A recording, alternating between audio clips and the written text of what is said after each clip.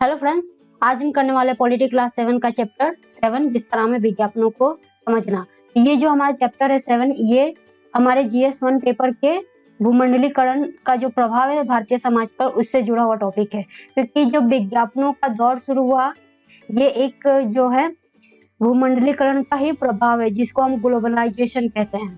तो जब पूरे दुनिया में भूमंडलीकरण की प्रक्रिया शुरू हुई तो उसमें एक जो भूमिका थी सबसे इम्पोर्टेंट वो विज्ञापनों की थी।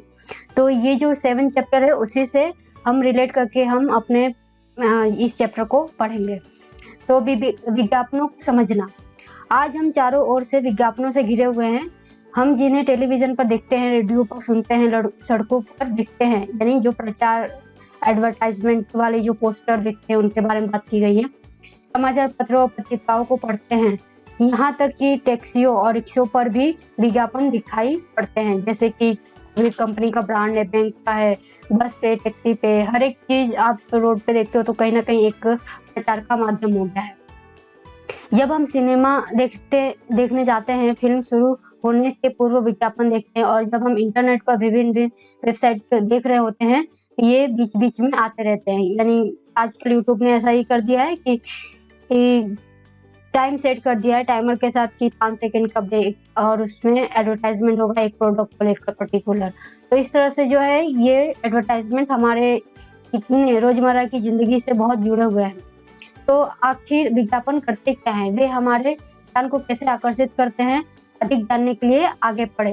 यानी कि ये चैप्टर में पूरे विज्ञापनों के बारे में चर्चा की गई है कि विज्ञापन किस तरह से हमारी रोजमर्रा की जिंदगी में आते हैं और हमें प्रभावित करते हैं। यहाँ पे कुछ एडवर्टाइजमेंट पोस्टर दिए गए हैं। यहाँ पे दिया गया है टॉप टेस्ट दाल का, यहाँ पे दिया गया है सोप का।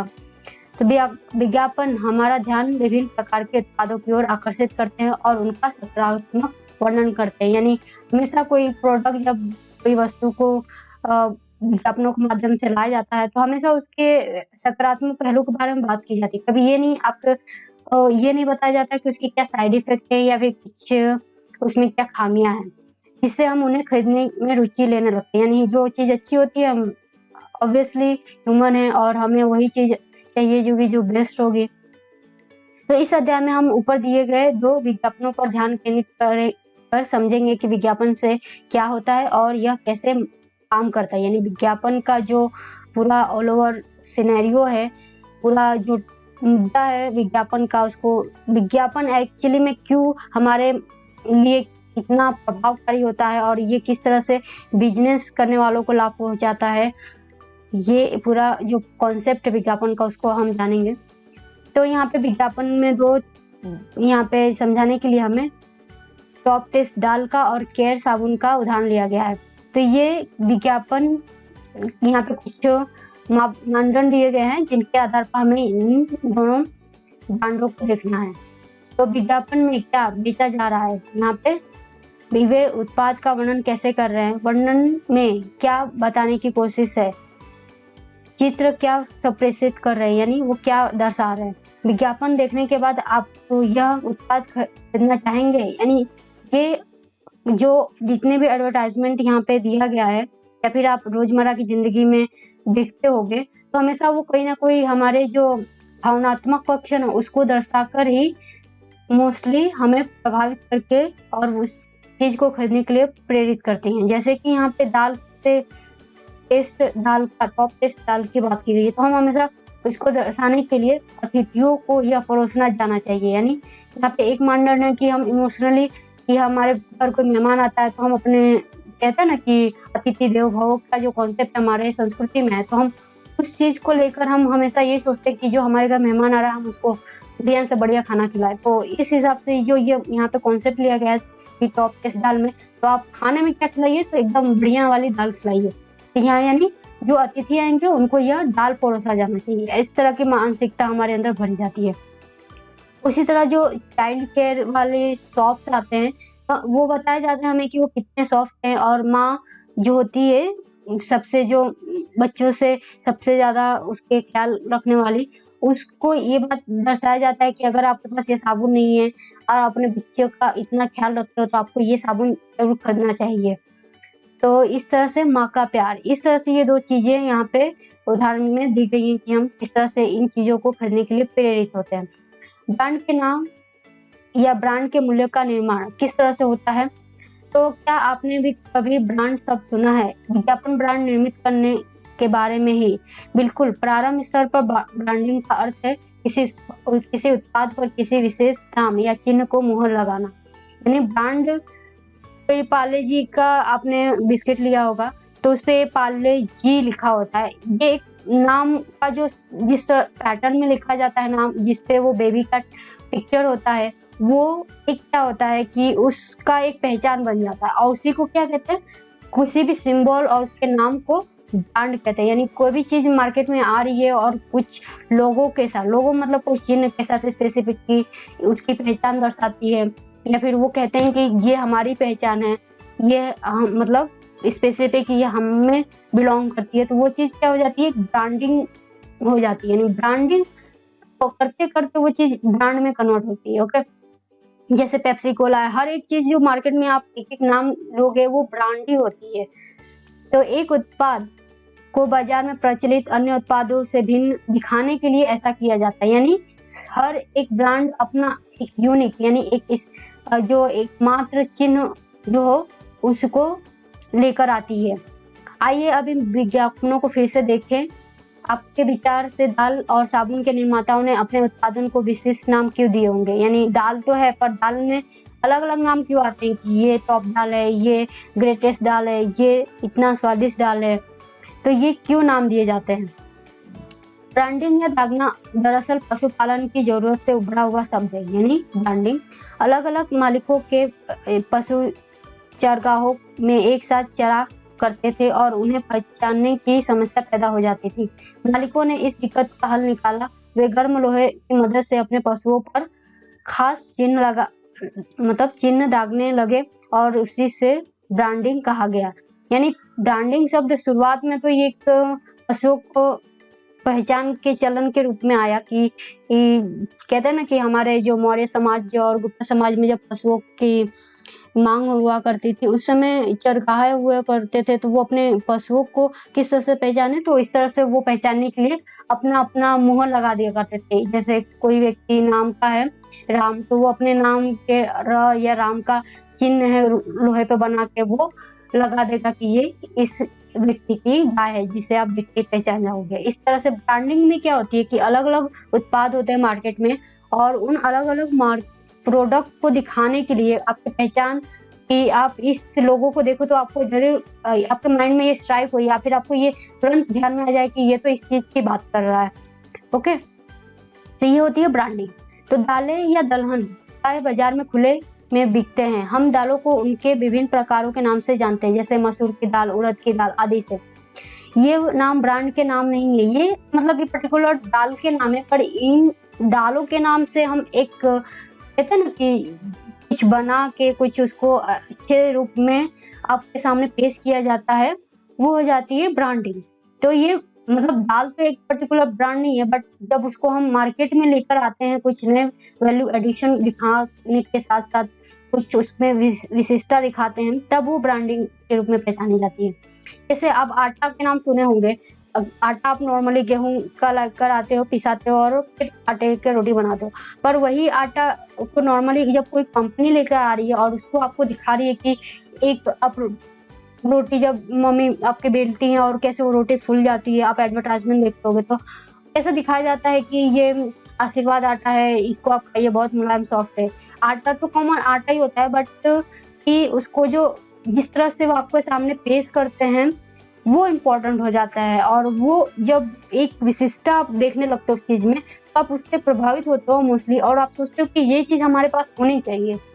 ओके, तो इस तरह से जो है चीजें मतलब कॉमन होती हैं, पर एक जब किसी पर्टिकुलर संस्था, ऑर्गेनाइजेशन से, इंस्टीट्यूट से जुड़ती हैं, तो वो उसके विशिष्टीकरण को इतना हमसे जोड़ देते हैं कि हम उसको एक ब्रांड का दर्जा दे देते हैं, और वो कंपनी समय के साथ धीरे धीरे ब्रांड का दर्जा पा ही जाती है, चाहे आप किसी भी चीज की, किसी प्रोडक्ट की बात कर लें।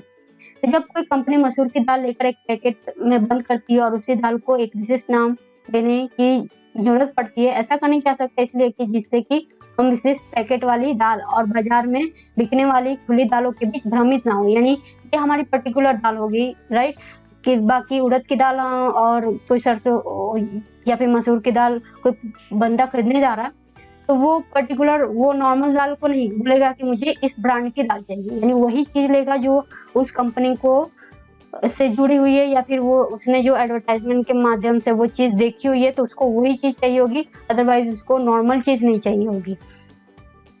इसलिए कंपनी वाले एक निश्चित नाम निश्चित कर लेते हैं, जैसे कि टॉप टेस्ट दाल।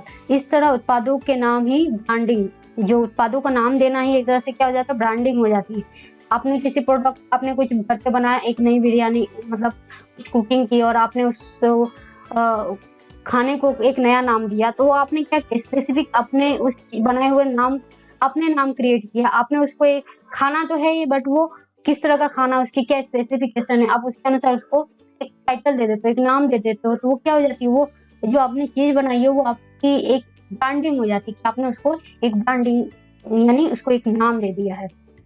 तो ऐसी ही कहानी साबुन की भी है। आज बाजार में बहुत से साबुन बिकते हैं। बड़े कस्बों शहरों में अब सिर्फ साबुन नहीं वरन उनको बनाने वाले विभिन्न कंपनियों का नाम लेते हैं। बाजार में अनेक प्रकार के साबुन उपलब्ध होने के कारण कंपनियों को अपने साबुन को एक अलग विशिष्ट नाम देना होगा और ऐसा करके वे एक ब्रांड का साबुन उपलब्ध करा देते हैं। यानी कि साबुन है, साबुन के 10 कंपनियां आ रही है, जैसे कि निरमा है, सर्फ एक्सेल है। इस तरह से ये कंपनियां साबुन ही बेच रही हैं, बट साबुन में भी वो नाम जो दे रही है हमें, साबुन तो है, कॉमन है कि वो एक क्या होता है, समूह को दर्शा रहा है कि साबुनों का समूह, बट साबुनों में भी एक स्पेसिफिकेशन के थ्रू एक नाम आ जाता है, तो वो ब्रांडिंग हो जाती है उस उत्पाद के। केवल उत्पाद का नाम हमें उसे खरीदने के लिए प्रेरित नहीं कर सकता। साबुन और दाल के निर्माताओं को हमें आश्वासन करना होगा कि उनका साबुन और दाल बाजार में उपलब्ध अन्य साबुनों और दाल से बेहतर है। यही पर विज्ञापन की भूमिका आती है। हमें विज्ञापित उत्पादों के प्रति आश्वस्त करने में और उसे खरीदने के लिए प्रेरित करने में विज्ञापनों की भूमिका निर्णायक होती है, क्योंकि हम जब किसी चीज से बहुत ज्यादा प्रेरित होते हैं या फिर उस चीज के प्रति जब हमारी भावना इतनी अति भावुक हो जाती है कि हमें ये चीज चाहिए, आप कोई चीज न्यूज में आपने कोई एडवर्टाइजमेंट देखा और आप पर्टिकुलर उसी चीज को लेने के लिए आप मार्केट में गए। मार्केट मतलब आप अपने किसी नजदीक स्टोर में गए, भैया बोले कि भैया आपके पास नटराज की पेंसिल है क्या, तो ये एक नटराज का जो नाम ले लो कि ये पेंसिल स्पेसिफिक नटराज की चाहिए, तो ये भी क्या है, एक ब्रांड। यानी जब आपने देखा न्यूज फिर अपने एडवर्टाइजमेंट पे, विज्ञापन में, टीवी के माध्यम से, इंटरनेट के माध्यम से, तो आपने सोचा कि ये जो पेंसिल है काफी बाकी पेंसिल से बहुत बढ़िया चलती है, बहुत डार्क चलती है, काफी लंबे समय तक चलती है, जल्दी खत्म नहीं होती है। इस तरह की जो एडवर्टाइजमेंट के थ्रू आपको ये चीजें जो प्रेरित करती हैं, और ये जो प्रेरित करने वाला जो पार्ट होता है, ये जो प्रेजेंटेशन होता है, जिस रूप में आपके सामने पेश किया जाता है, यही एक विज्ञापन का ही रूप है। किसी ब्रांड को विकसित करने का काम उत्पाद के नाम को देने पर ही समाप्त नहीं हो जाता। उदाहरण के लिए जैसे टॉप टेस्ट दाल जो बिकना शुरू हुई, एक अन्य कंपनी बाजार में पैकेट बंद दालों को बेस्ट टेस्ट दाल के नाम से बेचने का निर्णय ले लेती है। इस प्रकार से अब बाजार में 2 प्रकार के ब्रांड की दालें हो गई। दोनों कंपनियों की जबरदस्त इच्छा है कि आप उनकी ही दाल खरीदें। यानी कोई भी कंपनी या कोई भी बिजनेस करते यही चाहेगा कि मेरी ही प्रोडक्ट मार्केट में ज्यादा बिके। तो ऐसे में उपभोक्ता भ्रमित हो जाते हैं क्योंकि वे टॉप टेस्ट दाल और बेस्ट टेस्ट दाल का अंतर नहीं जानते। निर्माता द्वारा ग्राहक को विशिष्ट ब्रांड की दाल खरीदने के लिए प्रेरित करने के कारण बताना होता है कि हमें, आप कोई कंपनी है तो आपको ये बोलेगी कि आप हमारा ही प्रोडक्ट क्यों खरीदो। आप मार्केट में जाओगे तो आपके लोग, आप ही सब सोचिए कि आप एक बिजनेस कर रहे हो छोटा सा, कोई भी चीज का बेचने का बनाकर, तो आप यही सोचोगे कि आपकी जो चीजें है वही ज्यादा बिके। तो नॉर्मली यही भी जो बिजनेस करता है वो भी यही सोचते हैं कि हाँ, कि ये मुझे जो मेरी प्रोडक्ट है वही लोग ज्यादा खरीदें, और वो खरीदने के लिए उनको उसके सबसे अच्छे एस्पेक्ट को बताना जरूरी है। केवल दाल को नाम देना बिक्री में सहायक नहीं होता, इसलिए विज्ञापन दाता अपने ब्रांड की वस्तुओं की विशेषता का दावा करते हैं। यानी ये चीज तो टॉप टेस्ट है, आप खाओगे तो आपको विटामिन डी मिलेगा, कोई चीज है, कोई बिस्किट है तो आप वो खाओगे। नॉर्मली तो वो हर एक चीज़ में आप कोई भी खाना खाते हो तो उसमें कोई ना कोई जो पौष्टिक तत्व होते ही हैं, बट स्पेसिफिक आपको उसके जब विशेषताओं को दिखाकर स्पेसिफिक आपको प्रेरित किया जाता है तो वहीं पे वो विज्ञापन का काम हो जाता है। इस तरह से वे अपने उत्पादों को दूसरे उत्पादों से बेहतर यानी विभिन्न बताने की चेष्टा करते। तो यहाँ पे 2 तरह की दालों को दिखाया गया है, जैसे कि यहाँ पे बच्चों के हेल्थ के साथ जो दाल का टेस्ट है उसको दिखाने की कोशिश की गई है। उसी तरह नीचे जो एक जो यहाँ पे विज्ञापन है, एक पोस्टर है, उसमें अतिथि को खाना परोसते हुए दिखाया गया कि किस तरह से आप इस दाल को परोसेंगे तो आपकी जो अपने बच्चों का या फिर अपने अतिथि का अच्छी तरह से आप वो ख्याल रखते हो, इस तरह का चीज़ों को दिखाने की कोशिश की गई है। तो उत्पादों के निर्माता यह सुनिश्चित करने के लिए करोड़ों रुपए खर्च करते हैं कि हम जहाँ भी जाएँ वहाँ उनके विज्ञापन देखते रहें। यानी जो विज्ञापन आप रोड पे देखते हो कि लाइन से लगी रहती है, आप रास्तों पे पूरे रास्ते आप चलते रहते हो, कोई ना कोई प्रोडक्ट आपके सामने आता रहता है। तो ये क्या होता है कि वो अपने आप तो नहीं हुआ है, वो कंपनी, वो उत्पादक जो है वो उस चीज़ों में इन्वेस्ट करता है, यानी शेष राशि लगाता है कि ये मेरे एडवर्टाइजमेंट इस रोड पे इस लोगों को प्रभावित करने चाहिए, इन लोगों को दिखने चाहिए, यहाँ पे मेरे प्रोडक्ट का ये प्रचार होना चाहिए। तो इस तरह से जो है सामान्य निर्माता या कोई भी चीज़ जब नई प्रोडक्ट लेकर आता है या फिर अपने प्रोडक्ट को और ज़्यादा उसको बिकवाना होता है तो वो एडवर्टाइजमेंट का ही सहारा लेता है, यानी विज्ञापनों का ही सहारा लेता है और विज्ञापनों के लिए वो करोड़ों लाखों रुपए खर्च करते हैं।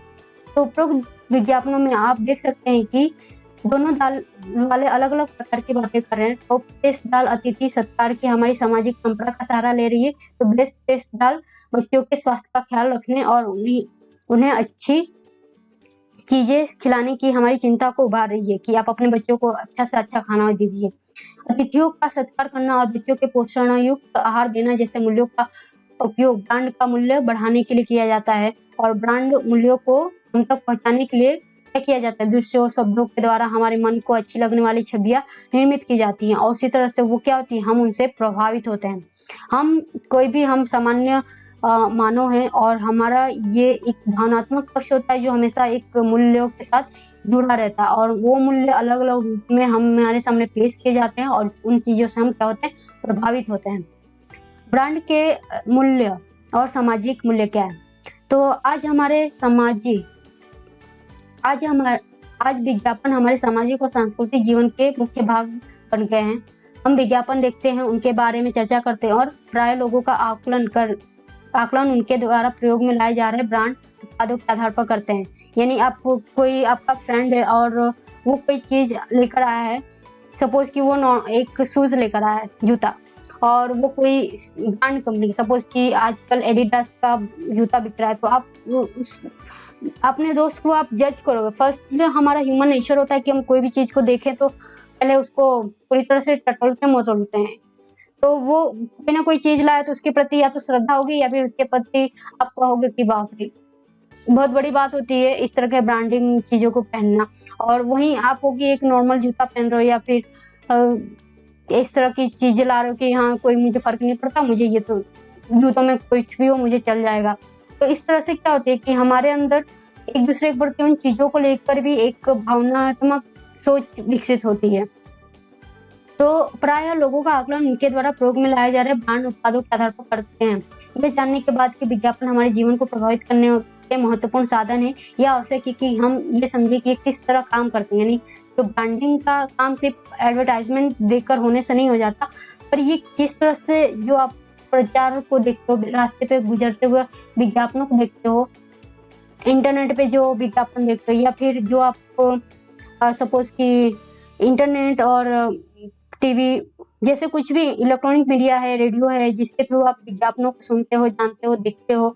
तो इस तरह से एलईडी है, आजकल एलईडी के थ्रू भी कई चौराहों पे एडवर्टाइजमेंट दिया जाता है ब्रांड का। रेडियो होता है, उसके थ्रू बहुत सारी चीज़ों का, प्रोडक्ट का, कपड़े से लेकर हर एक चीज़ का एडवर्टाइजमेंट दिया जाता है। तो ये किस तरह से काम करता है, इनके पीछे क्या पहलू हैं, मतलब खाली दिखा देने से कि ये चीज़ यहाँ पे बिक रही है या फिर ये चीज़ की कंपनी है, क्या बस उतना ही वो चीज़ होती है कि इससे भी बढ़कर वो चीज़ हमारे दिमाग को प्रभावित कर रही होती है। तो उसके बारे में जानते हैं हम। तो होता क्या है कि आइए फिर से ध्यानपूर्वक उन विज्ञापनों को देखें जिनके जिनसे पाठ शुरू हुआ था। यदि हम यहाँ दिए गए विज्ञापनों को करेंगे तो समझ जाएंगे कि दोनों विज्ञापनों किस प्रकार कार्य करते हैं।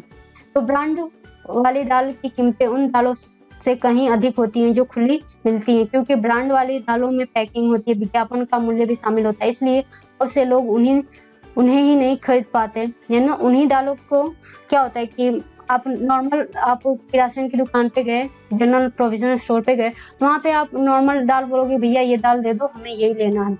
लेकिन उसी जगह आप कहीं मार्केट मॉल में गए या फिर उसी दुकान पे गए और कहा कि मुझे टॉप टेस्ट दाल चाहिए, तो क्या होगा कि जो नॉर्मल दाल होगी उसकी प्राइस मान लीजिए कि आपको 80 रुपये किलो की मिल रही है नॉर्मल की, तो वहीं पे आपको जो है पैकिंग ब्रांडिंग वाली जो आपको ये प्रोडक्ट चाहिए उसका जो भाव होगा कहीं ना कहीं उस चीज से 5 रुपया 10 रुपया 20 रुपया मान लीजिए उससे भी ज्यादा होगा। यानी नॉर्मल दाल से तो वो उसका भाव हमेशा ज्यादा ही होगा, इतना होता है। इसलिए बहुत से लोग उन्हें ही नहीं खरीद पाते, क्योंकि उनके पास वो एफर्ट कि हमारी जितनी रोजमर्रा की जिंदगी के साधन जुटाने के लिए हमें चीजों की जरूरत होती है, तो वहीं पे हम कैसे हम ब्रांड की चीज को खरीदें।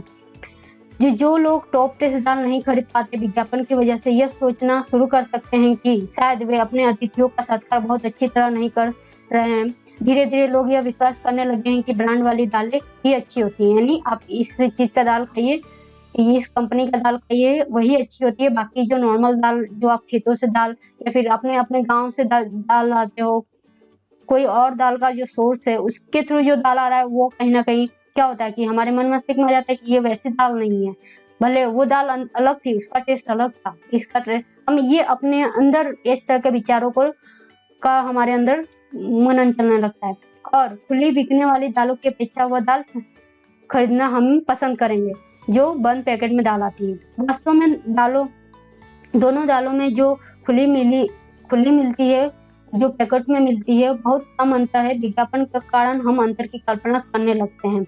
यानी दोनों तो सामान्यतः खेत से ही बोई हुई हैं, खेतों से आई हैं, किसानों के द्वारा बेची हुई हैं। फर्क ये आ जाता है कि जब वो किसी कंपनी के थ्रू बेची जाती हैं तो उसको थोड़ा सा पॉलिशिंग कर दिया जाता है और उसको पैक करके आपके सामने पेश किया जाता है। वहीं पे जब सामान्यतः किसानों के थ्रू जब चीजें नॉर्मल कहते हैं बेचने वाले व्यक्ति के पास आती है तो वो उनको खुले में ही बेचता है। तो इस तरह से क्या होती है, दोनों चीजों को हम तुलना करते हैं कि यार ये अच्छी नहीं होगी तो ये ज्यादा बेहतर नहीं होगा। हेयर सोप के विज्ञापन में पुनः व्यक्तिगत भावनाओं का इस्तेमाल किया गया है। एक माँ के रूप में यदि आप दिखाना चाहते हैं कि आप अपने बच्चों की अच्छी देखभाल करती हैं तो आपको यह महंगा साबुन खरीदना ही पड़ेगा। यानी ऐसा दिखाया जाता है कि आप अपने बच्चों से प्यार करते हैं तो आपको जॉनसन बेबी साबुन ही खरीदना चाहिए, अदरवाइज कोई साबुन आप खरीदो नहीं तो आपका बच्चों के प्रति प्यार कम हो जाएगा। इस तरह की मतलब ये चीजें हमें प्रेरित करती हैं, एक डायमेंशन देती हैं कि आप ये चीज देखिए और इसी को बाय कीजिए। वहाँ माँ को बताने की इस खास ब्रांड के साबुन का इस्तेमाल करके उसका प्रेम और उसकी चिंता सबसे अच्छी तरह प्रदर्शित होती है। इस कारण माताएं यह महसूस करने लगती हैं कि इस साबुन का प्रयोग करना एक संकेत है कि वे अपने बच्चों से कितना अधिक प्यार करती है। इस प्रकार से विज्ञापन अपने महंगे साबुन को बेचने के लिए माँ के अपने बच्चों के प्रेम का इस्तेमाल करता है। तो माता इस साबुन को नहीं खरीदने पाती, शायद यह महसूस करने लगती हैं कि वे अपने बच्चों की बहुत अच्छी तरह देखभाल नहीं कर रही हैं। तो इस तरह की भावनात्मक सोच हमारे अंदर पैदा होती है। यहाँ पे कुछ क्वेश्चन दिए गए हैं जिसके थ्रू हम इस चैप्टर को पढ़ेंगे तो जानेंगे कि ये हमारे सामान्य से जनरल कॉमन सेंस को यहाँ पे क्वेश्चनों के थ्रू हमारे सामने रखा गया है।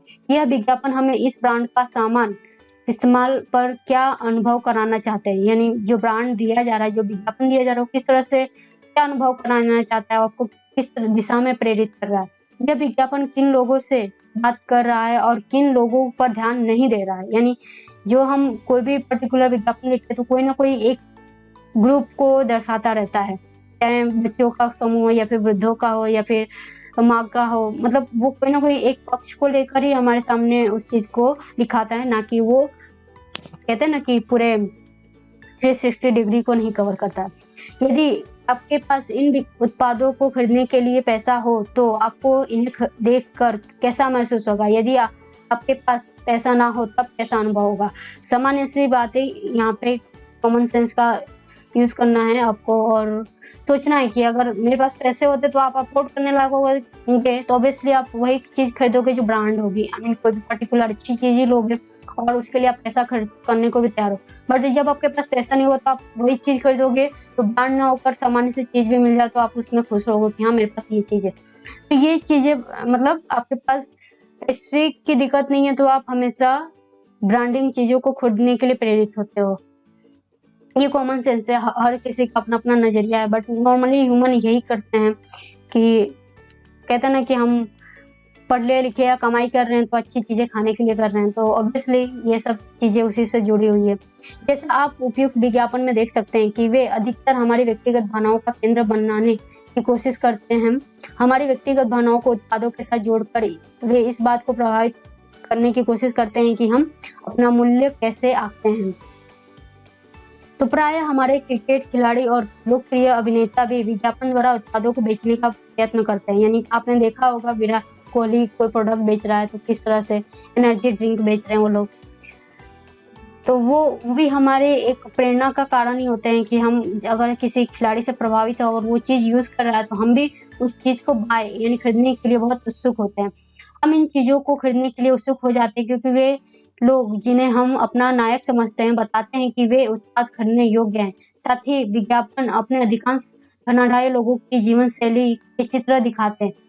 इनमें हम उन लोगों के जीवन की वास्तविकता को बहुत कम दिखाया जाता है जिन्हें हम अपने चारों ओर देखते हैं। यानी जो सामान्य स्तर पे हम जीवन जो ग्राउंड लेवल पे जो जीवन की सच्चाई होती है, जो हम जैसे आप लोग मतलब मान लीजिए सामान्य परिवार की शैली से आ रहे सामान्य सोसाइटी के लोग हैं, एक मिडिल क्लास फैमिली से उससे भी करीब लोग हैं, तो क्या होता है कि उन चीजों को कवर कभी नहीं किया जाता। हम हमेशा एक क्या कहते हैं कि धन्य जीवन शैली से हमेशा प्रभावित रहते हैं। स्कूल के बच्चों द्वारा बनाया गया यह कोलाज मशहूर लोगों को विभिन्न उत्पादों का प्रचार करते दिखा रहा है। यहाँ पे बच्चों को काम दिया गया। हाल ही में मीडिया में एक रिपोर्ट थी कि एक सिस्टर क्रिकेट खिलाड़ी ने 180 करोड़ रुपए में 3 वर्ष के लिए कई विज्ञापन करने का अनुबंध किया है और एक लोकप्रिय मॉडल एक विज्ञापन के लिए 5 लाख रुपए या उससे अधिक ले सकती है।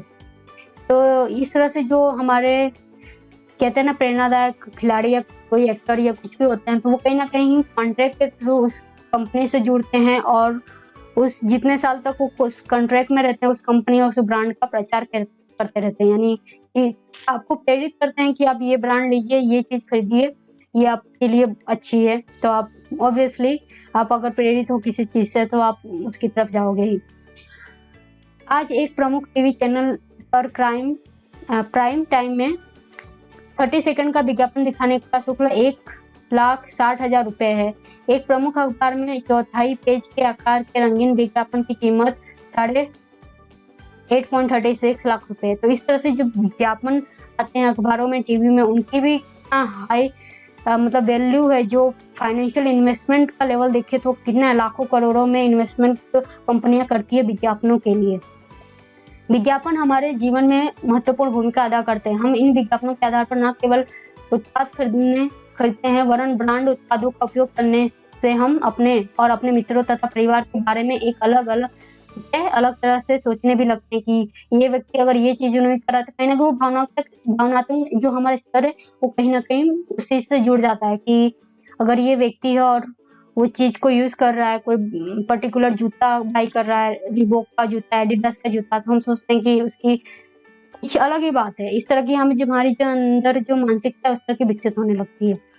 इसलिए विज्ञापनों द्वारा बेचे जाने वाले उत्पादों को खरीदने से पहले यह जानना और समझना महत्वपूर्ण है कि विज्ञापन किस प्रकार कार्य करते हैं। यह आवश्यक है कि हम एक तार्किक ढंग से समझे कि विज्ञापन कुछ विशेष छवियां ही क्यों दिखाते हैं, वे इन व्यक्तिगत भावनाओं को उभारते हैं और इसका हम पर क्या प्रभाव पड़ता है जब हम उन उत्पादों का इस्तेमाल करते हैं या फिर इस्तेमाल ना कर पाने की दशा में अपने बारे में हमारे क्या विचार बनते हैं। यानी जब हम करने में समर्थ होते हैं तब कि हम ये विज्ञापन का प्रोडक्ट ले रहे हैं तो हमारी क्या भावना होती है, जब नहीं ले रहे होते तब हम किस तरह की मानसिकता से चल रहे होते हैं। तो ये यहाँ पे ये बात हम समझेंगे आगे के सिनेरियो में। विज्ञापन कैसे बनाया जाता है। लोगों को किसी विशेष ब्रांड की चीजें खरीदवाने में विज्ञापनों का महत्वपूर्ण हाथ होता है। यह आसान नहीं होता और इस पर सैकड़ों किताबें लिखी जा चुकी हैं। विज्ञापन का उद्देश्य होता है लोगों से एक विशेष ब्रांड की चीजें खरीदवाना। इसका स्पष्ट अर्थ है कि विज्ञापन देखने के बाद हमें उस ब्रांड की वस्तु खरीदने की चाहत हो, यानी हमें प्रेरित किया जाता है कि आप ये चीज ही लीजिए, ये चीज ही बाय कीजिए। आओ देखिए कि विज्ञापन बनाने वाले कैसे निर्णय लेते हैं और कि उत्पाद को बेचने के लिए किन पात्रों, विवरणों, व्यक्तिगत भावनाओं का इस्तेमाल किया जाए। यानी जो विज्ञापन एडवर्टाइजमेंट कंपनियां होती हैं, बहुत सारे नई स्टार्टअप, नई पुरानी बहुत सारी कंपनियां हैं जो विज्ञापन सिर्फ एडवर्टाइजमेंट का ही काम करके खुद का प्रॉफिट मतलब कमा रही होती है, और वो प्रॉफिट का जरिया होती है कोई ना कोई ब्रांडेड कंपनी जो अपने प्रोडक्ट को बिचवाना चाहती है। तो वो हमेशा जो ब्रांड जो कंपनी है उसके अनुसार किस तरह से चित्रों, विवरणों, व्यक्तिगत भावनाओं का इस्तेमाल करना है उस अपने विज्ञापन में, वो कितने डायमेंशन को कवर करके हमारे सामने उस चीज को, कोई विज्ञापन उसको प्रेजेंट करती है। तो यहाँ पे ग्राउंड लेवल पे जो कोई कंपनी कैसे अपना विज्ञापन लेकर आ रही है किसी विज्ञापन कंपनी के पास कि मेरे ये प्रोडक्ट है, आप उस पर एक विज्ञापन बनाइए, तो उसके बारे में यहाँ पे पूरा सिनेरियो दिया गया है। तो इसको पढ़ना पड़ेगा क्योंकि ये बहुत इंटरेस्टिंग पार्ट है कि जब हम ग्राउंड लेवल पे, जीरो लेवल पे चीजों को समझते हैं तो कहीं ना कहीं हमारा जो मानसिक लेवल है वो समझ में आता है कि जीरो लेवल पे कि एक्चुअल में क्या वर्क हो रहा है। जैसा कि आप जानते हैं कि सभी महानगरों और बड़े शहरों में हमारी कंपनी की काफी अच्छी पहचान है। अब हम अपना नया ताजगी वाला साबुन बाजार में लाना चाहते हैं। हम चाहते हैं कि यह एक बहुत बड़े ही खास साबुन के रूप में सामने आए और आने के 6 महीने के अंदर अधिकांश ग्राहकों पर कब्जा कर ले। यानी इतने लोग समूह है कि उन साबुन को लेकर लोग खरीदने के लिए प्रेरित हो। तो यहाँ पे जो कंपनी के मालिक है वो आते हैं और विज्ञापन कंपनी से बात कर रहे हैं।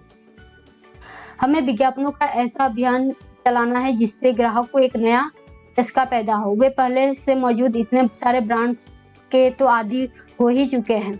एक विज्ञापन कंपनी के रूप में ये मालिक सोच रहे हैं। तो बहुत बढ़िया, कृपया बाजार का अध्ययन करने वाले सबसे योग्य विशेषज्ञों को इस काम पर लगाइए। यानी यहाँ पे ये बात हो रही है दोनों मालिक और विज्ञापन कर्ताओं के बीच कि किस तरह से जो अपने जो विज्ञापन है, जो एडवर्टाइजमेंट है, उसको किस तरह से लोगों के लिए लाया जाए, किस रूप में लाया जाए, उसकी बात हो रही है। तो एक विज्ञापन कंपनी के रूप में हमारा पहला काम यह पहचानना है कि आपका ग्राहक किस तरह का व्यक्ति है। यानी इतनी ऊंची क्वालिटी के साबुन को इस्तेमाल करने वाले वे खास लोग कौन होंगे। देखिए यहाँ पे किस तरह की बातें हो रही हैं। इसे जानने के लिए हम बाजार का एक सर्वे करेंगे, फिर हम एक ऐसे विज्ञापन की कल्पना करेंगे जो हमारे निशाने पर सही बैठे तथा हमारे जो लक्षित ग्राहकों को लुभा सके। तो ये सिर्फ लुभाने की चीजें होती हैं कि हम कितना किसी चीज को खरीदने के लिए किसी को उकसा सकते हैं। तो विज्ञापन भी वही काम कर रहे होते हैं। बाजार के सर्वेक्षण में यह बात सामने आई है कि ये विज्ञापन कंपनी है जो हमें बता रही है कि किस तरह से उन्होंने सर्वे किया है और बता रहे हैं कि क्या सर्वे का नतीजा आया है। यहाँ पे कहा गया है कि 21 से 40 वर्ष के बीच की जो युवा माताएं अपने बच्चों के लिए इस्तेमाल किए जा रहे साबुनों में काफी फिक्र करती हैं कि मैं अपने बच्चों के लिए कौन सा साबुन लूं, कौन सा अच्छा रहेगा। इस तरह की जो मानसिकता आती है माँ के लिए, वो उसकी बात कर रही है। तो वे एक बेहतर साबुन के लिए ज्यादा कीमत चुकाने को तैयार है। हमें अपने साबुन की ऐसी ब्रांड पहचान बनानी चाहिए जो उन्हें आकर्षित कर सके। किनको? माताओं को। तो यहाँ पे ये मालिक जो बोल रहे हैं कि हाँ अच्छा विचार है। तो यहाँ पे जो एडवर्टाइजमेंट टीम की जो मेंबर है वो अपने अपने आइडिया को इन्वॉल्व कर रहे हैं कि हमें किन्हें आकर्षित करना है, तो माता को। तो मोस्टली अगर 21 से 40 वर्ष की माता की आयु को कवर करना है तो यहाँ पे टीम वर्क करिए कि उनको कैसे आकर्षित किया जाए। तो यहाँ पे काम हो रहा है। देखते हैं कि एक लोग क्या आइडिया दे रहे हैं। बाजार में जितने भी बच्चों के साबुन है वे प्राकृतिक गुण जैसे बातों पर जोर देते हैं। हमें कोई नया पक्ष उभारना चाहिए। यहाँ पे एक मेंबर ने कहा। वहीं पे दूसरा मेंबर कहता है अगर हम अपने साबुन को माँ की महत्व की भरी देखभाल से जोड़ दें तो कैसा रहेगा। हमें यह संदेश देना चाहिए कि इस साबुन का जो इस्तेमाल किए बिना आप अपने बच्चों के प्रति अपना प्यार पूरी तरह से व्यक्त नहीं कर सकती। ये सेकंड व्यक्ति किया है। वहीं पे थर्ड व्यक्ति कहता है कि इस संदेश के साथ अच्छा लगने वाला एक नया ब्रांड नाम भी हमें सोचना होगा। कि थर्ड व्यक्ति ने कहा, जबरदस्ती यह हुई ना कोई ना बात, पेयर साबुन नाम कैसा लगेगा, यहाँ पे फिफ्थ व्यक्ति ने बात कही। तो विज्ञापन कंपनी अपने काम को साबुन निर्माता के पक्ष रखती है कि यहाँ पे विज्ञापन कंपनी ने अपने आइडिया को उस साबुन जो निर्माण करने वाली मैन्युफैक्चरिंग कंपनी है उसके सामने ये रख रही है कि हमारे विज्ञापन की अवधारणा है, यहाँ पे मालिक कह रहे हैं कि केयर साबुन अपना प्यार रोज तरोताजा करिए। हमारे ब्रांड की रणनीति को मजबूत करने के लिए हम चित्रों में भी बताओ और बच्चों को ही जगह देंगे। यहाँ पे जो मालिक है वहाँ के जो उत्पादन करता कंपनी है वो कहती है मुझे यह अवधारणा पसंद आई।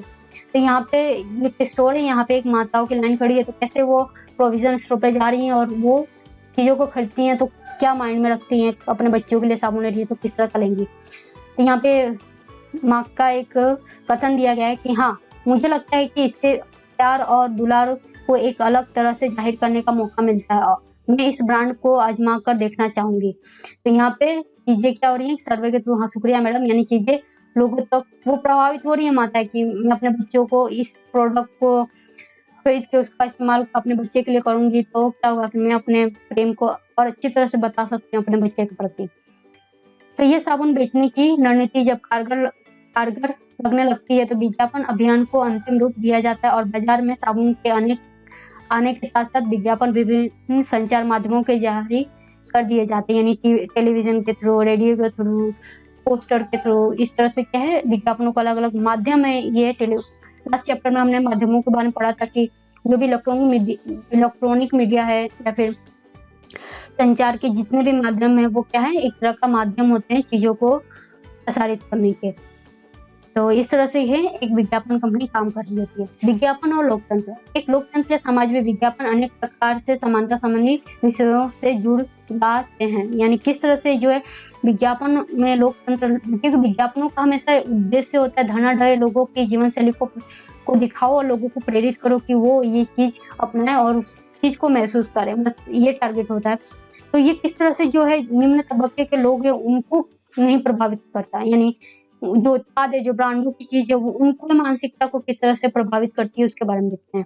यानी सामान्य जो हमारे देश की आबादी का लगभग मान लीजिए 70% जो व्यक्ति हैं एक निम्न तबके के ही लोग हैं। हम माने या ना माने पर हम मोस्टली गरीबी रेखा से ऊपर हैं, तो वहीं पे हम मिडिल क्लास से भी नीचे हैं। तो किसी उत्पाद के विज्ञापन में बहुत पैसा लगता है, प्राय एक ब्रांड के विज्ञापन में करोड़ रुपए खर्च हो जाते हैं। विज्ञापन बनाना और उन्हें मीडिया में दिखाना बहुत महंगा है, क्योंकि आजकल बाजार में बहुत सारे विज्ञापन है, इसलिए कंपनियों को अपने विज्ञापन बार बार दिखाने पड़ते हैं जिससे वे लोगों के दिमाग में बैठ जाए। तो ये विज्ञापन क्या होते हैं बार बार दिखाने से क्या होती है उसकी छवि हमारे माइंड में बस बैठ जाती है, और जब हम कोई चीज दुकान पे लेने जा रहे हैं तो कहीं ना कहीं हम उस ब्रांड को जब देखते हैं कुछ चीज को तो हमारे माइंड में तुरंत स्ट्राइक होता है कि हाँ ये चीज तो इस कंपनी से बिलोंग करती है तो मैं यही लूंगी। इस तरह की जो चीजें हैं हमारे मन मस्तिष्क में गुजर रही होती है कोई भी चीज हम अगर बाजार में लेने जा रहे हैं। तो आज आपके विचार में दिए गए सामाजिक विज्ञापन में किस श्रोता को संबोधित या लक्षित किया जाता है, यानी जो एडवर्टाइजमेंट आता है वो कहीं ना कहीं वो कोई ना कोई एज के वर्ग को टारगेट कर रहा होता है, जैसे उसमें 21 से 40 वर्ष की माताओं के लिए, तो कहीं बच्चों के लिए कि 5 से जो साबुन का प्रोडक्ट है वो कहीं ना कहीं 0 मतलब 9 शिशु होता है उसके लिए वो प्रोडक्ट होता है साबुन का। जॉनसन्स मान लीजिए उदाहरण ले लीजिए जॉनसन्स बेबी का, तो ये कहीं ना कहीं पाउडर है, शैम्पू है, ये सब चीजें कहीं ना कहीं एक आयु एक जो वर्ग होता है जो उनके लिए लक्षित होती है। ओके, तो इस तरह से जो भी ब्रांड है वो कहीं ना कहीं पूरी तरह से ऑल ओवर हर किसी के लिए नहीं होती, हर किसी के लिए हर एक आयु वर्ग के लिए अलग अलग ब्रांड हमारे सामने पेश की जाती है। कभी आपने सोचा है कि कोई एक प्रोडक्ट आप ले और पूरा परिवार उसका इस्तेमाल करे, इस तरह की कभी चीज आपके माइंड में आई है कि हाँ इस तरह का चीज होना चाहिए, बट ऐसा नहीं आता है क्योंकि हम हमेशा किसी ना किसी स्पेसिफिक घटना किसी भी स्पेसिफिक जरूरत के साथ हम इतने अटैच हो जाते हैं हम बाकी चीजों पर ध्यान देना ही भूल जाते हैं। इनसे प्रत्येक सामाजिक विज्ञापन क्या संदेश पहुंचाना चाह रहा है, यानी जो विज्ञापनों का लक्ष्य है जो एक लक्षित ग्रुप है वो क्या विज्ञापनों का माध्यम क्या है कि हम इन्हीं चीजों को टारगेट कर रहे हैं, यानी क्या है कि हमारा लोकतंत्र में हम लोकतंत्र के हम तो सारे डायमेंशन को कवर करते हैं ना कि किसी एक पर्टिकुलर व्यक्ति को ही टारगेट करते हैं। तो विज्ञापन क्या है, कहीं ना कहीं लोकतंत्र की जो भावना है उसके भी थोड़े से उसके विपक्ष में होते हैं। राज्य शासन के अध्याय में आपने हैजा की बीमारी फैलाने के बारे में पढ़ा। इसे पढ़ने के बाद क्या आप एक सामाजिक विज्ञापन बना सकते हैं जिसमें हैजा की बीमारी से बचाव के उपायों के बारे में बताया गया हो? यानी जो विज्ञापन है उसमें आपको बताया गया हो कि ये इतने जो बीमारी से प्रभावित लोग हैं उन लोगों के लिए ही ये दवा है, बाकियों के लिए नहीं है, या फिर इस आयु वर्ग के लिए ही दवा है, बाकियों के लिए नहीं है। इस तरह की जो विज्ञापन दवाओं को लेकर आ जाती हैं, तो वो कहीं ना कहीं जो लोकतंत्र है हमारा, उसके जो भावना है उसके विरोध में होती है। इस उत्पाद के विज्ञापन में बहुत पैसा लगता है। प्राय एक ब्रांड के विज्ञापन में करोड़ों रुपए खर्च हो जाते हैं। विज्ञापन बनाने और उन्हें मीडिया में दिखाना बहुत महंगा है, क्योंकि आजकल बाजार में बहुत सारे विज्ञापन हैं, इसलिए कंपनियों को अपने विज्ञापन बार बार दिखाने पड़ते हैं जिससे वे लोगों के दिमाग में बैठ जाए। तो ये कहीं ना कहीं ये हमारे क्या होता है कि सबकॉन्शियस माइंड को प्रभावित कर रहे होते हैं। ओके, ध्यान रखिएगा, विज्ञापन ये ऐसे काम करते हैं। ये जैसे कोई ना कोई आप कोई चीज पढ़ रहे हो, आप यूपीएससी की तैयारी करो, तो क्या होता है कि बार बार जब चीजों को पढ़ते हो तो वो आपके दिमाग में बैठ जाती है। उसी तरह ये विज्ञापन भी जब बार बार आपके सामने पेश किए जाते हैं तो वो आपके दिमाग में बैठ जाते हैं। इसका सामान्य अर्थ यही है कि केवल बड़ी बड़ी कंपनियां ही विज्ञापन दे सकती हैं। यदि आपका व्यापार छोटा है तो आपके पास इतना पैसा नहीं होगा कि आप अपने उत्पाद का विज्ञापन टीवी या राष्ट्र स्तर के समाचार पत्रों पत्रिकाओं में दे सके। इसीलिए लोगों द्वारा घर पर बनाकर बेचे जाने वाली पापड़ी, अचार, मिठाइयाँ, जैम आदि वैसे फैशनेबल नहीं समझे जाती, क्योंकि वो घर के बनाए हुए चीजें होती है। गृह उद्योग आपने सुना होगा कि ये संस्था इतना गृह उद्योग करती है और ये चीजें बेच रही है, तो वो क्यों नहीं ब्रांडेबल होती है? क्यों नहीं एक राज्य के अलग अलग कोनों में या फिर दूसरे राज्य में या फिर ऑल ओवर इंडिया में क्यों नहीं बिक रही होती है? ये कारण यही होता है कि वो अपना विज्ञापन पे वो उनके पास इतना पैसा नहीं होता है कि वो खर्च कर सके। तो सामाजिक विज्ञापन, सरकार एवं निजी संस्थाएं ऐसे विज्ञापन भी बनाती है जिनसे समाज में किसी बड़े संदेश का प्रसारण हो सके। ये सामाजिक विज्ञापन कहलाते हैं। यानी जो सरकार और निजी संस्थाएं जब समाज के बड़े भाग को और एक सबको प्रभावित करने वाला संदेश प्रसारण के थ्रू देती है, विज्ञापनों को थ्रू देती है, तो क्या हो जाता है? सामाजिक विज्ञापन हो जाता है। यहाँ 2 सामाजिक विज्ञापन प्रस्तुत किए गए, जैसे कि यहाँ पे एक विकलांग बच्चों के लिए शैक्षणिक अधिकार से संबंधित विज्ञापन है कि बच्चों जो है विकलांग बच्चे हैं उनके शैक्षणिक अधिकार का है कि उन बच्चों को भी अधिकार है पढ़ने का। उसी तरह से यहाँ पे दूसरा जो विज्ञापन दर्शाया गया है कि असुरक्षित रेलवे क्रॉसिंग को पार करने से संबंधित सामाजिक विज्ञापन। तो सामाजिक विज्ञापन समाज में किसी बड़े संदेश का प्रसारण कर रहे होते हैं। वही चीज है कि ये हर किसी के लिए हर व्यक्ति के लिए होता है, समाज के हर तबके के लिए, चाहे छोटे से बड़ा हो, ये हर किसी के लिए होता है विज्ञापन, और इसी विज्ञापन को सामाजिक विज्ञापन कहते हैं। यानी वो समाज के प्रति अपनी जिम्मेदारी को दर्शाते हैं। कहीं ना कहीं समाज के प्रति आप एक व्यक्ति की जीवन जो उसकी मूल्य उसको सुरक्षित करने के लिए दर्शा रहा है। तो इस तरह से ये समाज के बड़े वर्ग को दर्शाते हैं सामाजिक विज्ञापन। थोड़ा सा समय बचाने के लिए अपने को मौत के मुंह में ना ढकेले। यहाँ पे जो रेलवे का यहाँ पे क्रॉसिंग का एडवर्टाइजमेंट, उसमें कुछ इस तरह की चीजें लिखी होती हैं कि किस तरह से जो एडवर्टाइजमेंट, ये मान लीजिए कि इस तरह से आप रेलवे क्रॉसिंग ना करें, ये करेंगे तो आपकी जान को खतरा ही होगा, थोड़ी सी देर और दुर्घटना घटी, इस तरह की चीजें। तो ये सब क्या है? ब्रांडिंग उत्पाद है। उन्हें प्राय अपनी चीजें साप्ताहिक बाजार या आसपास की दुकानों को बेचनी पड़ती हैं, और जिनके बारे में आप आगे की इकाइयों में पढ़ेंगे। यानी ये हमने विज्ञापन कंपनियों के बारे में पढ़ा कि छोटी कंपनियां वो नहीं कर पाती हैं, लेकिन बड़ी जो कंपनियां विज्ञापनों के लिए लाखों करोड़ों रुपए खर्च करती हैं। विज्ञापन आपको यह भी विश्वास दिलाने लगता है कि पैकेट में बंद ब्रांड वाले नाम वाली वस्तुएं पैकिंग के बिना आने वाले वस्तुओं से बेहतर हैं, और हम यह भूल जाते हैं कि उत्पादन की गुणवत्ता का उसकी पैकिंग से कोई संबंध नहीं होता है। लोगों को पैकिंग युक्त उत्पादों की ओर आकर्षित होने से बहुत से छोटे व्यवसाय नकारात्मक रूप से प्रभावित होते हैं और अपनी आजीविका छोड़ने को विवश हो जाते हैं। तो होता क्या है कि जब हम एक चीज को पर्टिकुलरली पैकिंग वस्तुओं को के प्रति हमारी श्रद्धा बढ़ जाती है कि ये चीज उस चीज से बेहतर है, तो हम कहीं ना कहीं जो छोटे तबके के रोजगार की चीजें हैं, मतलब रोजगार की बात नहीं कर रही मैं ये बात कर रही हूँ कि जब छोटे लेवल पे कोई चीज कोई घर का गृह उद्योग वाला व्यक्ति है और वो कोई प्रोडक्ट को ला रहा है और आपके वो बेच रहा है मार्केट में, कहीं छोटी सी दुकान लगा दिया और बेच रहा है, जैसे फरसाण वाली चीजें हैं, है ना, तो अचार की चीजें कहीं ना कहीं आप ये देखते होंगे, तो वो चीजों को बेच रहा है तो आप उसके प्रति नहीं जाओगे, बल्कि आप हमेशा मॉल में जाके एक अचार बेचने वाली जो कंपनी होगी, जो ब्रांड के साथ प्रचार के साथ पूरी तरह से तैयार होगी, हम उसके प्रति खरीदेंगे, ना कि जो जमीनी स्तर पे जो व्यक्ति बना के लेकर आया है उस प्रोडक्ट को, उसको खरीदने के लिए प्रेरित होंगे। तो ये एडवर्टाइजमेंट का ही एक तरह का परिणाम होता है कि हम उस चीज के प्रति आकर्षित होते हैं, और जब हम छोटे लेवल की चीजों को या फिर उसको नजरअंदाज करते हैं कि ये पैकिंग इसकी अच्छी नहीं है या फिर इसका ब्रांड नहीं है तो हम इसको नहीं खरीदेंगे, तो इस तरह से क्या होता है कि उससे संबंधित जो उद्योग होता है, उस उद्योग से जुड़े हुए लोग और उनका जो जीवन है वो कहीं ना कहीं बहुत बुरी तरह प्रभावित होता है। विज्ञापन हमें यह यकीन दिलाते हैं कि जो चीजें पैक होकर बिकती हैं वे बिना पैक हुई चीजों से ज्यादा अच्छी होती हैं। तो ये मानसिकता हमारी डेवलप हो जाती है।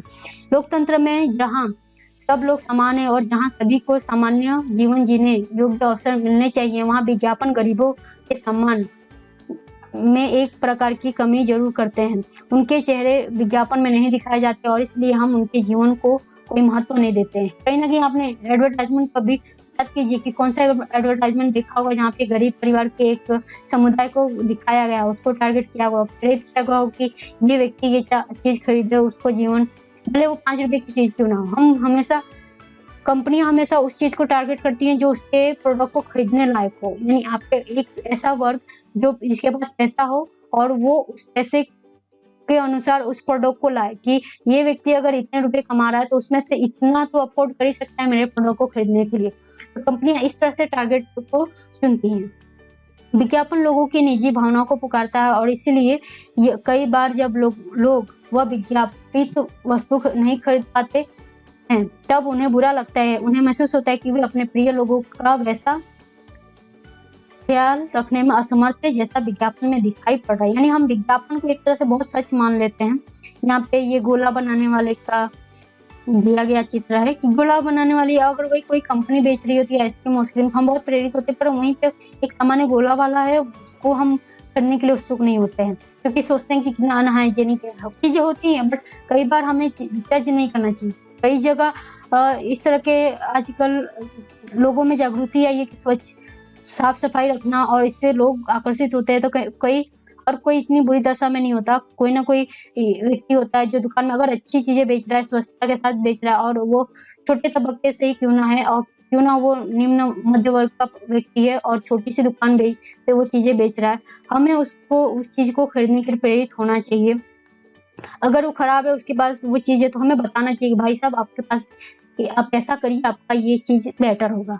हमें इन सब चीजों पे थोड़ा ध्यान देने की जरूरत है। ऐसे रस निकालने वाले अपने ग्राहक गंवाने लगे हैं क्योंकि वे विज्ञापन के प्रभाव में ब्रांडेड पेय पदार्थों, क्या होता है कि ग्राहक हमेशा ब्रांडेड पेय पदार्थ खरीदना ही चाहता है। हमें कोई सोडा, कोई पेप्सी, कोका कोला, ये सब इतने सारे ब्रांड है कि हम जो है गोला रस जैसी चीजों को हम भूल गए हैं। विज्ञापन और धनी प्रसिद्ध लोगों पर हमारा ध्यान केंद्रित करके हमें गरीबी, भेदभाव और असम्मान, आत्मसम्मान आदि बातों के बारे में सोचने से दूर कर देते हैं। यानी हमेशा हमें एक जो धनी ढाई लोग हैं उनके जीवन शैली से हमें प्रभावित करने की कोशिश की जाती है, और हम होते भी हैं। नहीं तो इतने ब्रांड क्यों इतने ब्रांड हमारे देश में होते हैं और इतने लोग क्यों इन सब चीजों को खरीद रहे होते हैं, है ना। तो कहीं ना कहीं ये चीज ब्रांड जो हमें दिखाना चाहती है, हम कहीं ना कहीं उन चीजों से बहुत प्रभावित होते हैं, जिनका सम्मान किए बिना लोकतंत्र में समानता स्थापित नहीं हो सकती। उत्पादों को बेचने के अतिरिक्त विज्ञापन हमें यह भी बताते हैं कि हमें अपना जीवन कैसे जीना चाहिए, हमारी महत्वाकांक्षा और स्वप्न कैसे हो, हम अपने प्रेम की अभिव्यक्ति कैसे करें, चुस्त, सफल और सुंदर होने का तात्पर्य क्या है। लोकतंत्रीय समाज का नागरिक होने के नाते हमें अपने जीवन पर विज्ञापनों से पड़ने वाले सशक्त प्रभाव के बारे में सजग रहना जरूरी है। विज्ञापन क्या करते हैं इसके बारे में तर्कों के साथ सोचने के बाद हम बेहतर निर्णय ले सकते हैं और कि हमें अमुक वस्तु खरीदनी चाहिए या नहीं खरीदनी चाहिए। तो इस तरह से जो विज्ञापनों का है कि कहीं न कहीं ये लोकतंत्र की भावना के, मैंने आपको पहले कहा कि ये कहीं न कहीं क्या करते हैं कि ये समाज के एक तबके को कवर करते हैं, तो वहीं पे समाज का जो दूसरा पहलू है उसको छोड़ देते हैं, पूरी तरह उन पे ध्यान नहीं दिया जाता है। तो इस तरह से जो है यहाँ पे जो समानता की भावना है, जो गरीबी है, जो भेदभाव है, वहीं पे विज्ञापनों में हम कभी उस पे ध्यान नहीं देते, इसलिए वो हमारे सामने पक्ष आता ही नहीं है। पर कहीं न कहीं एक दूसरा उसका पक्ष है कि वो गरीबी, भेदभाव और आत्मसम्मान की जो भावना है, उसको भी प्रभावित कर रहे होते हैं एक गरीब व्यक्ति के नज़रिए से, कि एक गरीब व्यक्ति है तो उस चीज़ को खरीदने में असमर्थ है, उसके पास रोज़मर्रा की ज़िंदगी, जीवन के लिए पैसा नहीं है, तो कैसे उस ब्रांडों को खरीदने के लिए पैसे अफ़ोर्ड करेगा। तो इस तरह से जो है कहीं न कहीं ये हमारे लोकतंत्र के जो भावना है, जो समानता की भावना है, उसको प्रभावित करता है विज्ञापन। ये विज्ञापन का जो दौर है पूरी तरह से भूमंडलीकरण, यानी क्या था, ग्लोबलाइजेशन का पूरा पक्ष है कि क्या होते हैं कैपिटलाइजेशन, यानी कि हम पूंजीगत लोकतंत्र में हम जी रहे हैं। तो ये लोकतंत्र ऐसा लोकतंत्र है जिसमें विज्ञापनों का जो रूप है वो लोकतंत्रात्मक नहीं है बल्कि पक्ष वाला है। अमीर, गरीब, टारगेटेड, ये सबके लिए अवेलेबल नहीं है, बल्कि ये सीमित लोगों के लिए है और उन लोगों को ही टारगेट करके उन लोगों को इन चीज़ों को खरीदने के लिए प्रेरित करता है। ये विज्ञापन हमेशा एक भेदभाव को दर्शाते हैं जिनको हमें कुछ ना कुछ रूपों में स्वीकारना ज़रूरी होता है। तो ये जो विज्ञापनों का हमारा चैप्टर है, ये पूरी तरह से आपको की समझ में आया होगा। और ये विज्ञापन आज के बाद देखिएगा, हमेशा पढ़िए तो समझिए कि जो भी विज्ञापन है, आप हर एक चीज़ का जिससे भी रिलेटेड विज्ञापन देखते हो, वो कहीं न कहीं हमारे मस्तिष्क को प्रभावित करते हैं। हमारे सपने को, हमारी चलने के, हमारी सोच को, हम कुछ भी देखते हैं टीवी पे, हर एक चीज़ जो हमारे सामने है इलेक्ट्रॉनिक मीडिया के थ्रू, वो हमें प्रभावित करने का एक माध्यम ही होता है। हम सोच नहीं रहते कि हम उस चीज़ से प्रभावित हैं, बट कहीं न कहीं सबकॉन्शियसली हम उस चीज़ से प्रभावित होते रहते हैं धीरे-धीरे। ओके, तो ये हमारा यहाँ पे चैप्टर खत्म हो रहा है। मिलते हैं नेक्स्ट चैप्टर में। यहाँ पे क्वेश्चन दिए गए हैं, तो मैं कोशिश करूँगी कि इस चैप्टर के जितने एमसीक्यू क्वेश्चन बनते हैं, मैं आपके सामने एक नए वीडियो में पेश कर सकूँ। तब तक के लिए पढ़ते रहिए। Thank you very much.